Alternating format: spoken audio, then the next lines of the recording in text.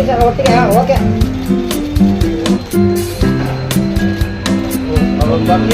ಕರ್ನಾಟಕ ಪ್ರದೇಶ ಕಾಂಗ್ರೆಸ್ ಸಮಿತಿ ಹಿರಿಯರು ಬಂದಿದ್ದೀರಾ, ಇವತ್ತಿನ ದಿವಸ ವಿಶೇಷ ಕಾರ್ಯಕ್ರಮ ಹೇಳಿ ಸರ್.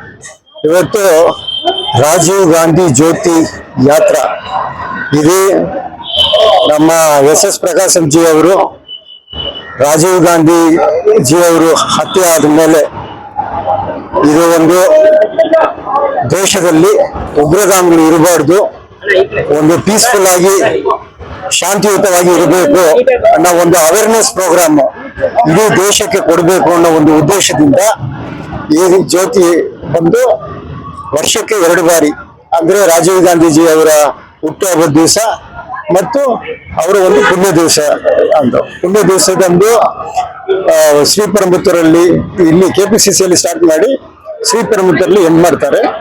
ಮತ್ತು ಅದೇ ರೀತಿಯಲ್ಲಿ ಅವರ ಹುಟ್ಟುಹಬ್ಬಕ್ಕೆ ಶ್ರೀಪೆರುಂಬತ್ತೂರಲ್ಲಿ ಸ್ಟಾರ್ಟ್ ಮಾಡಿ ಇಲ್ಲಿ ಬೆಂಗಳೂರು ಬಂದು KPCC ಹತ್ರ ಇವ್ರನ್ನ ರಿಸೀವ್ ಮಾಡಿ ಕಳಿಸಿದ ಮೇಲೆ ಆನ್ ವೇಯಲ್ಲಿ ಡೆಲ್ಲಿ ಹೋಗಿ ಡೆಲ್ಲಿಯಲ್ಲಿ ಇರುವಂತ ರಾಜೀವ್ ಗಾಂಧಿ ಅವರ ಸಮಾಧಿ ಹತ್ರ ಈ ಜ್ಯೋತಿಯನ್ನು ಇಟ್ಟು ಅವರಿಗೆ ಒಂದು ನಮನವನ್ನು ಮಾಡ್ತೀವಿ.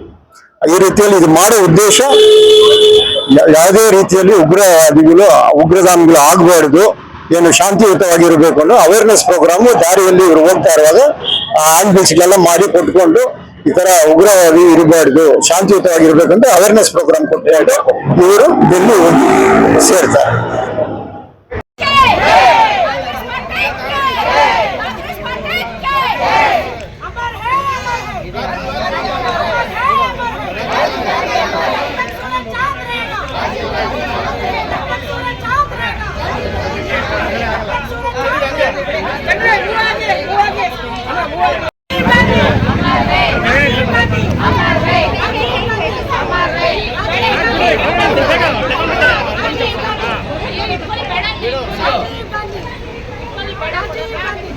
ಮೊಬೈಲ್